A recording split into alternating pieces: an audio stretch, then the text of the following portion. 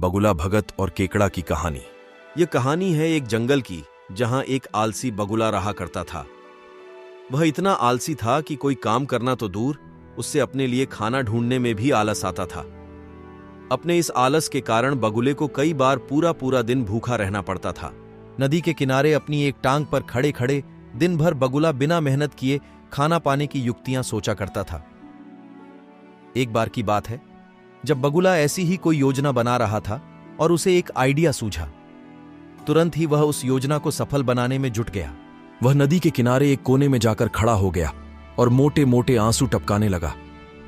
उसे इस प्रकार रोता देख केकड़ा उसके पास आया और उससे पूछा, अरे बगुला भैया, क्या बात है, रो क्यों रहे हो? उसकी बात सुनकर बगुला रोते रोते बोला, क्या बताऊं केकड़े भाई, मुझे अपने के पर बहुत पछतावा हो रहा है। अपनी भूख मिटाने के लिए मैंने आज तक न जाने कितनी मछलियों को मारा है। मैं कितना स्वार्थी था, लेकिन आज मुझे इस बात का एहसास हो गया है और मैंने यह वचन लिया है कि अब मैं एक भी मछली का शिकार नहीं करूंगा। बगुले की बात सुनकर केकड़े ने कहा, अरे ऐसा करने से तो तुम भूखे मर जाओगे। इस पर बगुले ने जवाब दिया, किसी और की जान लेकर अपना पेट भरने से तो भूखे पेट मर जाना ही अच्छा है भाई। वैसे भी मुझे कल त्रिकालीन बाबा मिले थे और उन्होंने मुझसे कहा कि कुछ ही समय में 12 साल के लिए सूखा पड़ने वाला है, जिस कारण सब मर जाएंगे। केकड़े ने जाकर यह बात तालाब के सभी जीवों को बता दी। अच्छा, तालाब में रहने वाले कछुए ने चौंक कर पूछा, तो फिर इसका क्या हल है? इस पर बगुले भगत ने कहा, यहां से कुछ कोस दूर एक तालाब है। हम सभी उस तालाब में जाकर रह सकते हैं। वहां का पानी कभी नहीं सूखता। मैं एक एक को अपनी पीठ पर बैठाकर वहां छोड़कर आ सकता हूं। उसकी यह बात सुनकर सारे जानवर खुश हो गए। अगले दिन से बगुले ने अपनी पीठ पर एक एक जीव को ले जाना शुरू कर दिया। वह उन्हें नदी से कुछ दूर ले जाता और एक चट्टान पर ले जाकर मार डालता। कई बार वह एक बार में 2 जीवों को ले जाता और भर पेट भोजन करता।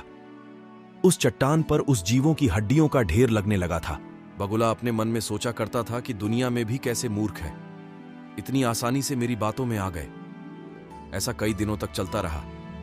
एक दिन केकड़े ने बगुले से कहा, बगुला भैया, तुम हर रोज किसी न किसी को ले जाते हो, मेरा नंबर कब आएगा? तो बगुले ने कहा, ठीक है, आज तुम्हें ले चलता हूं।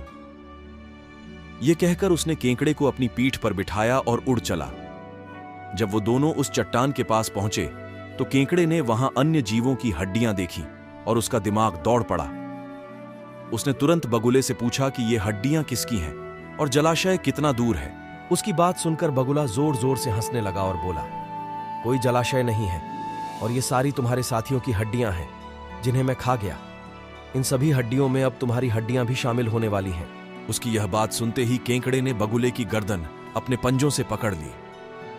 कुछ ही देर में बगुले के प्राण निकल गए। इसके बाद केकड़ा लौटकर नदी के पास गया और अपने बाकी साथियों को सारी बात बताई। उन सभी ने केकड़े को धन्यवाद दिया और उसकी जय जयकार की। कहानी से सीख, इस कहानी से हमें यह सीख मिलती है कि हमें आंख बंद करके किसी पर विश्वास नहीं करना चाहिए। मुसीबत के समय भी संयम और बुद्धिमानी से काम करना चाहिए।